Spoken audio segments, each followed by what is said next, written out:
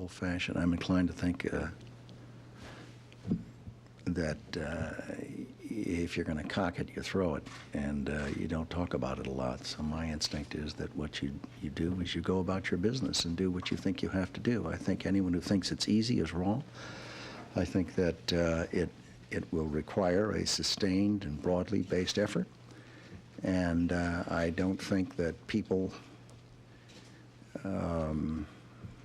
ought to judge outcomes until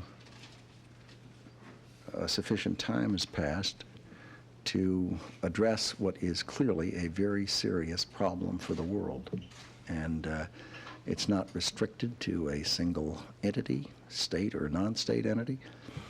It is an attack on a way of life. The purpose of terrorism is to terrorize. It is to alter behavior. It is to force people who believe in freedom to be less free by altering their behavior and redressing a balance between freedom and security.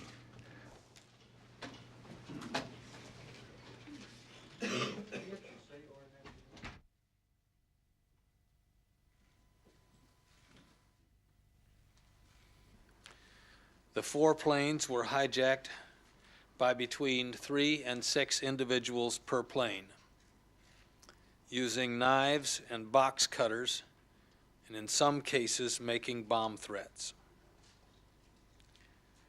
Our government has credible evidence that the White House and Air Force One were targets. A number of the suspected hijackers were trained as pilots in the United States. The Department of Justice has undertaken perhaps the most massive and intensive investigation ever conducted in America.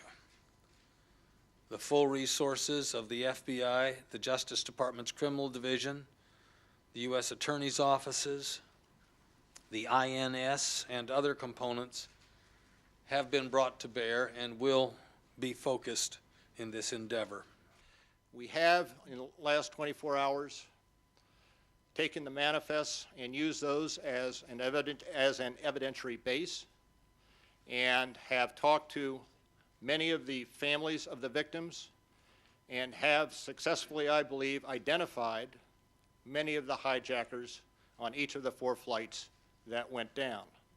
We also have identified through a number of leads, principally at the cities of origin, a number of individuals whom we believe may have had something to do with the hijackings, and we are pursuing those leads aggressively.